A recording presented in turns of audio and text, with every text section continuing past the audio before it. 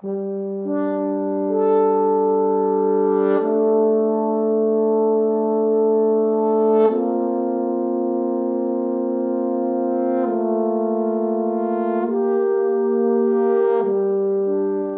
sir. How are you today? What's going on, Evan? Good to see you, man. Been a minute. It has definitely been a minute. It's great to see you. We've got it's exciting to have you on. We've got a little bit of a fun history. We've done awesome projects together, and you are the U.S. head of artist marketing for Amazon. And I was thrilled to have you on and chat a little bit about all the things. Yeah, that's a lot of things, but I'm happy to tackle some of our history and some of the topics, and yeah, hopefully get into a cool conversation with you about, the meaning of creative and art and how we use it, in our businesses respectively, but also just how we appreciate it as humans, really, probably most importantly. Yeah, for sure. It's a critical piece of who we are. Well, let's start by, as the head of artist marketing, what does that mean for Amazon and for artists that you work with? Yeah, so my role is U.S. head of artist marketing for Amazon Music. So the music, retail DSC streaming platform.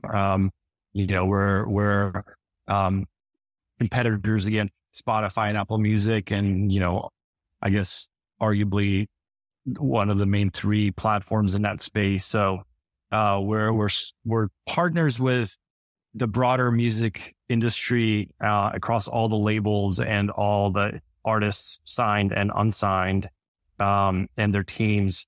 And basically our objective as the marketing arm within Amazon Music is to help artists bring their campaigns to life through leveraging Amazon Music's channels and sort of like tentacles, if you will, and some of our resources and muscle that we can bring to the conversation. So obviously labels have their own teams and artists have their own teams, and they do a lot of the heavy lifting and bringing their ideas to life.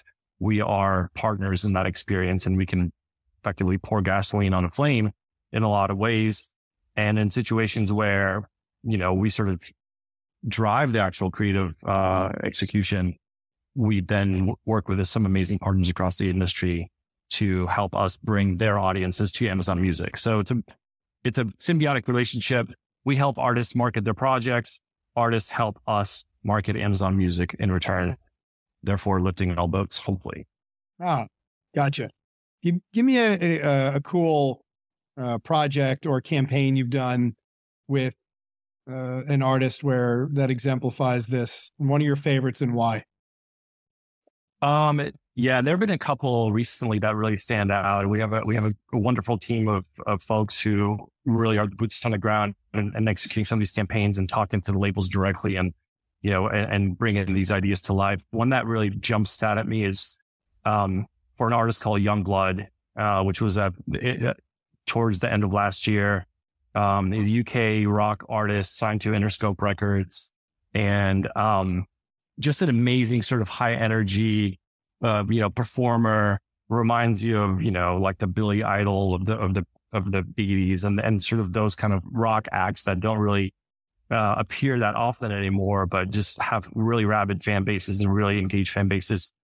And basically the idea was to take Youngblood and put him into 3 different venues on the Sunset Strip over the course of one night, play 3 shows, live stream all 3 shows, and have his audience follow from one venue to the next and record and live stream all of that experience as well, like literally on the ground on Sunset Boulevard. So it was called Sunset Boulevard, and and then we kind of cross-married that with Youngblood, and it turned out to be Youngblood Boulevard. And then basically we went from the Viper Room to the Whiskey Go to the Roxy, which are all, I don't know, within half a mile of each other. And the fans went from one venue, watched the 30-minute set, ran across the street, the next venue, watched the next 30-minute set, ran across them to the street to the next venue, and so on. And all 3 shows were live streamed. And then in addition to that, when he was playing one show, we were beaming that performance into the other two venues simultaneously. So the fans that were already at the Roxy could watch him perform from the Whiskey, you know what I mean? And like create this like atmosphere of like being part of a really cool experience. And that was like the main component was the live stream and obviously the live performance and engaging his fans.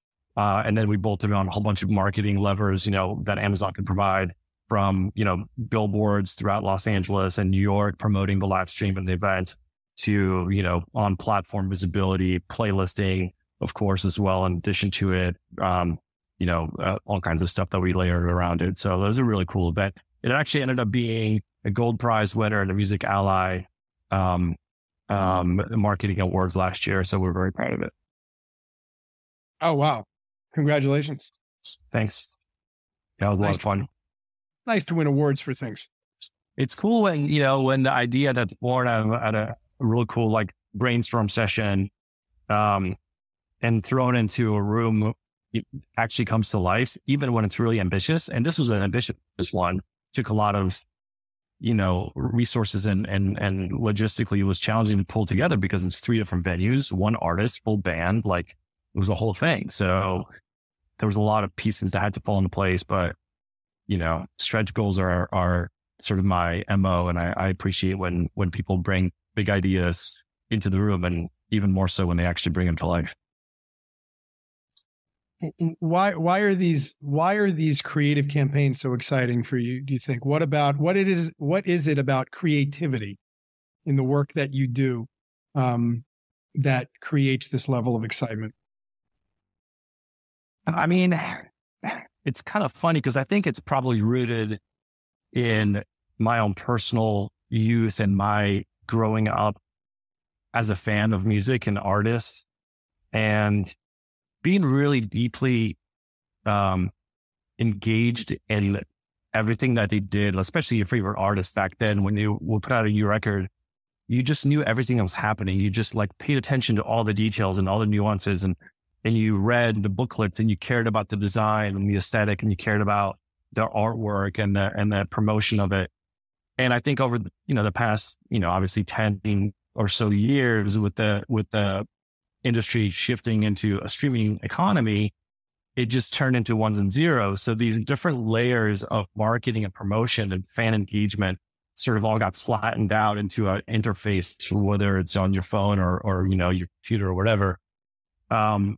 And lost a lot of that beautiful sort of like, you know, creative juice that goes into an artist's campaign because, you know, most of these artists, when they create music in their own head, they're also creating the visual world around that music. And there was, you know, a lot of years where they could bring that to life. And then suddenly we lost some of that. Right.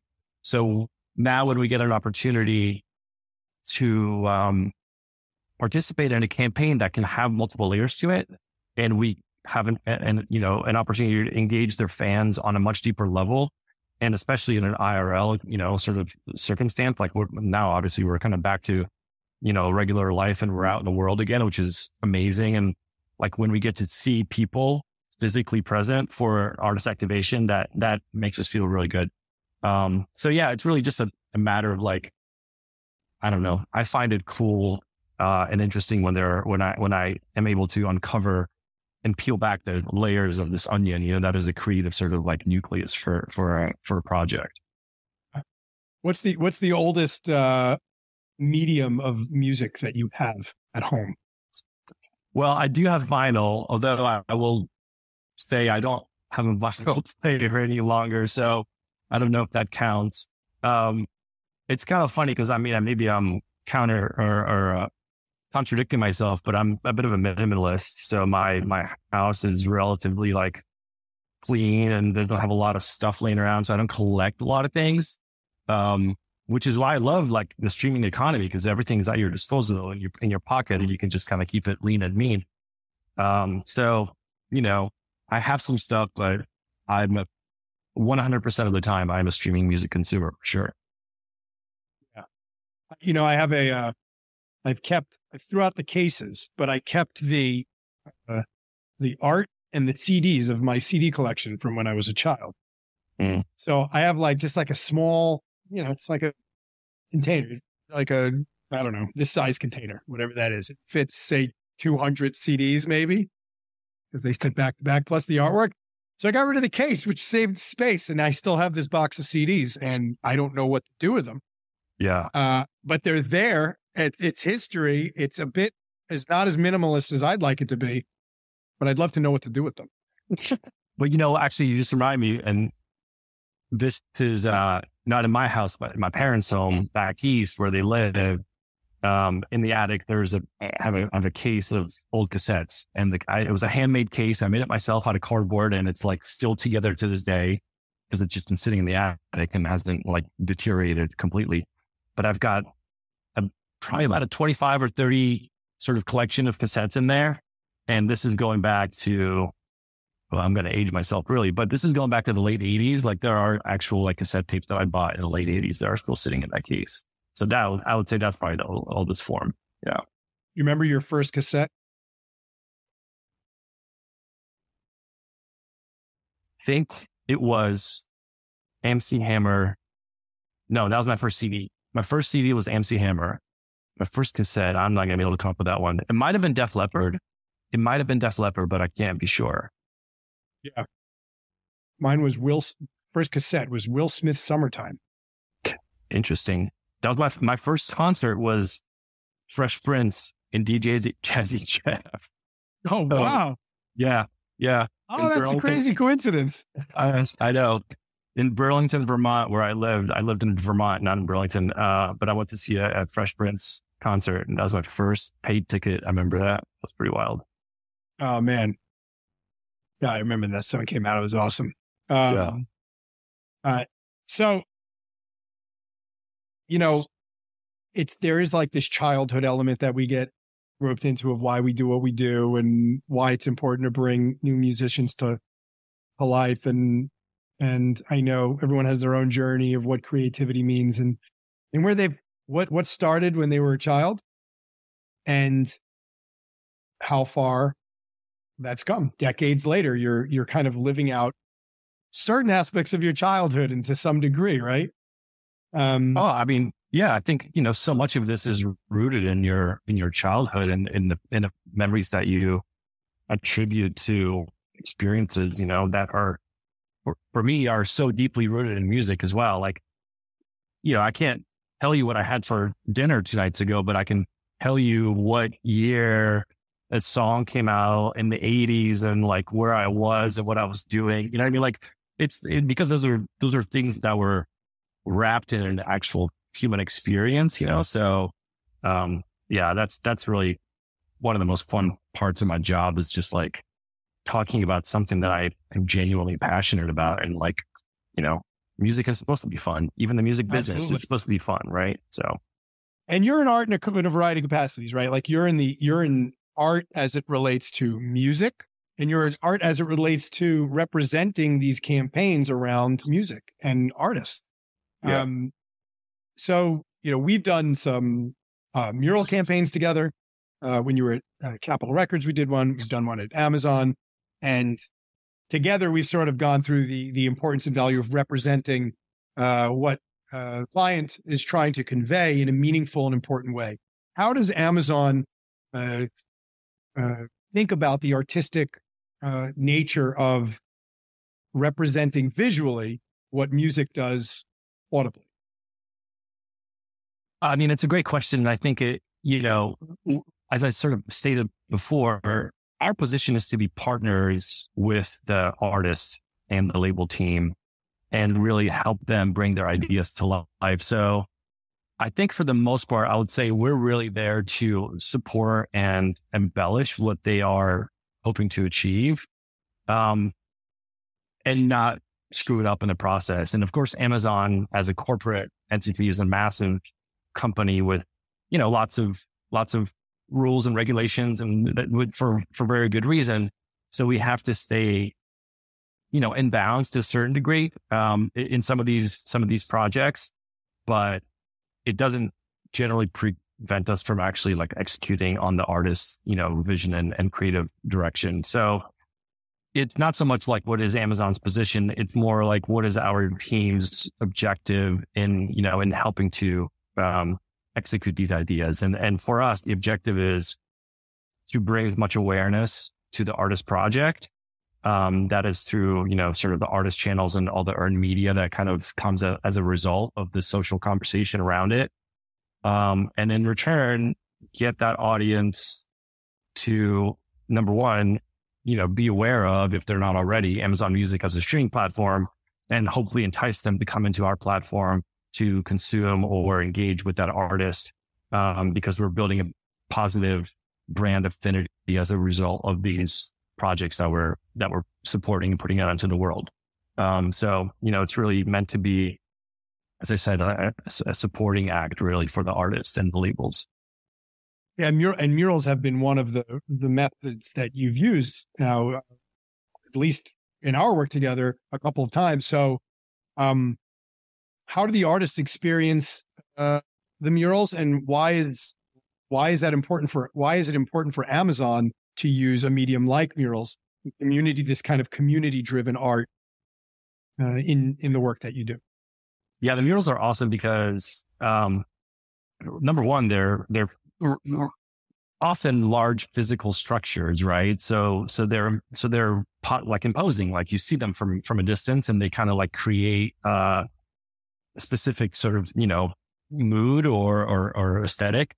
And if done correctly, in the best case scenario, they're engaging where fans literally want to stand in front of it, take pictures, or like congregate because they feel like a sense of community that is formed around it.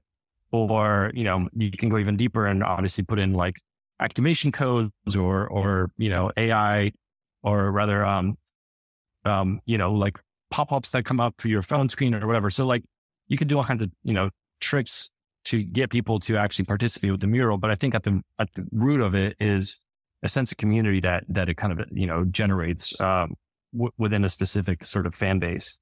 And then the other sort of layer to it is, as it relates to you guys specifically, it's this notion of beautification of neighborhoods, which is like the coolest idea, because I'm a longtime fan of street art. I have actual street artists, like artwork in my house. I like purchased it at a gallery, an artist that does like, murals on the wall over the 101 also is a fine artist who sells his work.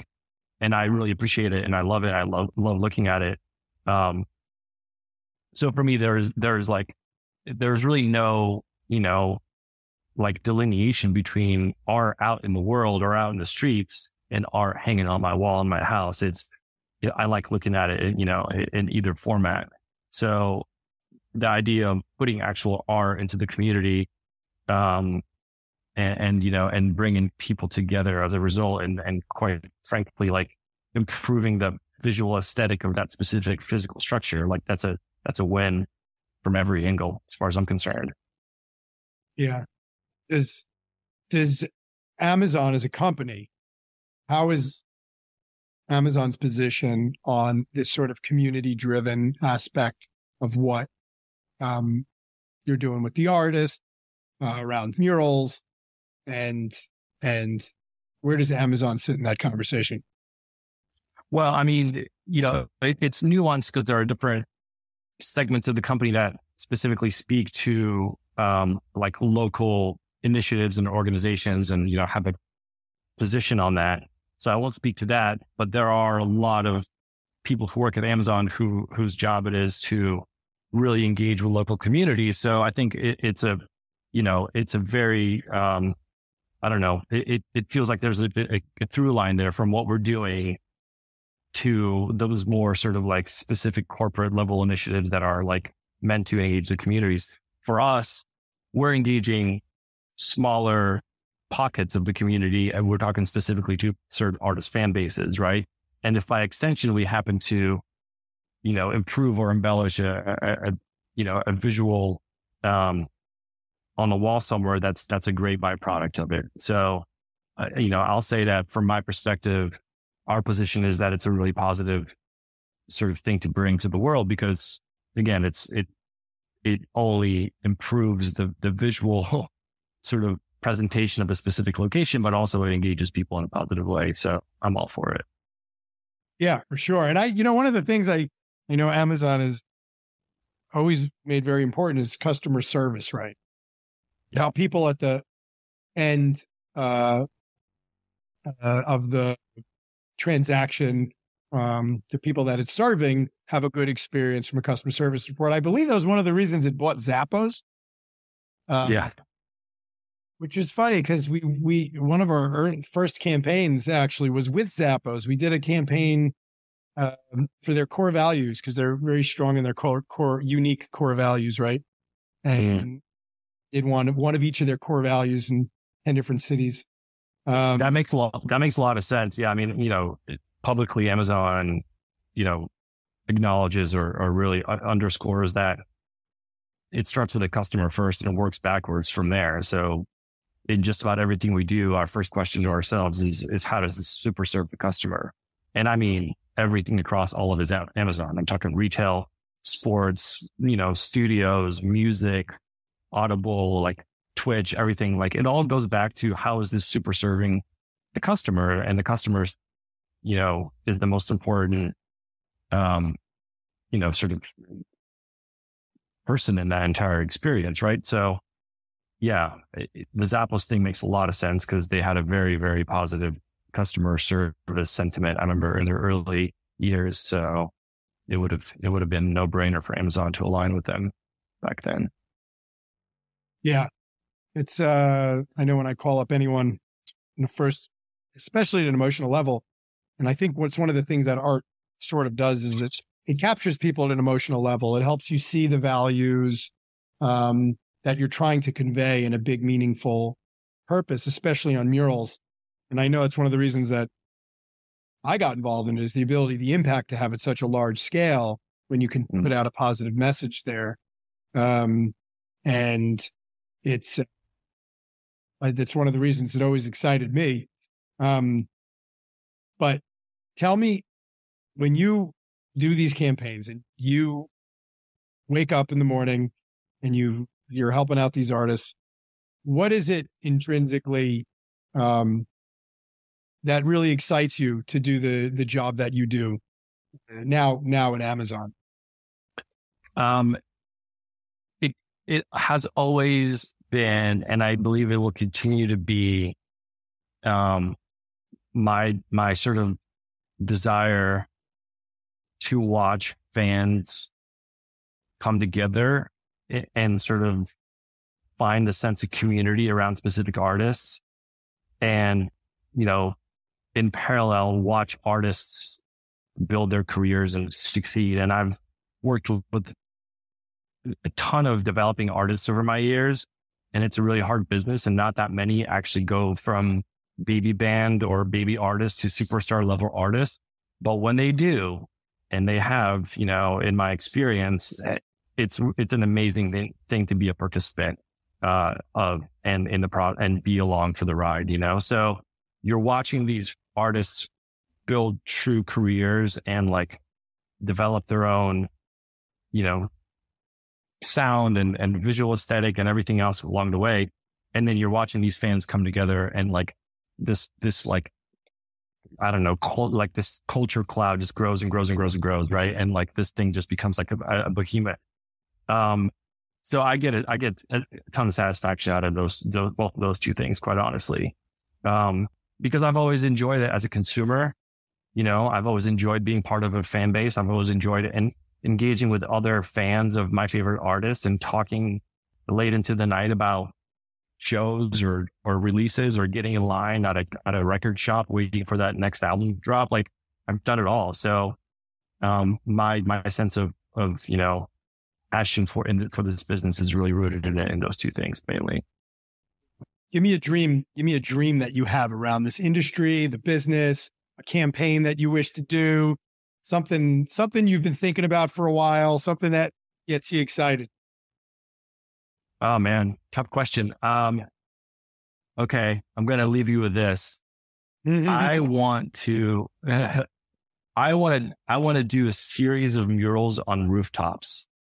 so that when you are landing at an airport, a major metro area like LAX or something, you're seeing like a sequence of a story being presented through big, massive rooftops. That's what I want to do. That's incredible. When you fly over, it seems like there's so much unutilized space and there's so much opportunity. There's so much surface. There's so much surface on top of buildings.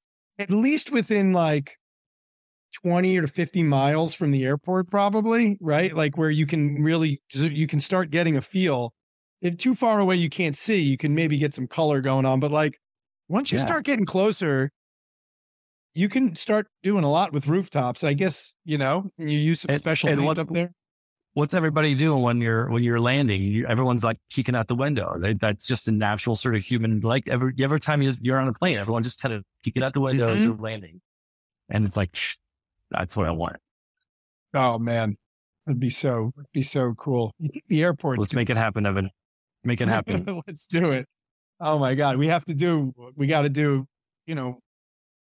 At least 5,000 buildings around. Well, I could start with 5.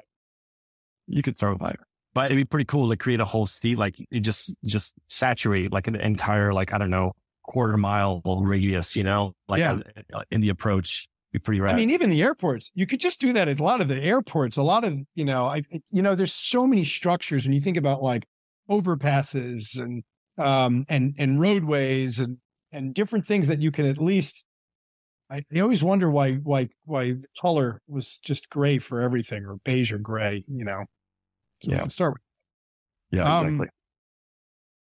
Well, this was a real pleasure, and I really enjoyed this conversation. And that's what we got for today, my friend. Yeah, Evan, thanks, man. I appreciate you reaching out. Always great to connect with you. And I know the first project we did together must have been, I guess, 7-8 years ago at this point. And, love to see you continuing what you do and only getting bigger and better. And I know that we've got more projects in the pipeline that we're going to collaborate on, I'm sure. So I look forward to our next one. Thank you, sir. And have a lovely rest of your day. And I will see you soon. Okay. Thanks, man. See you.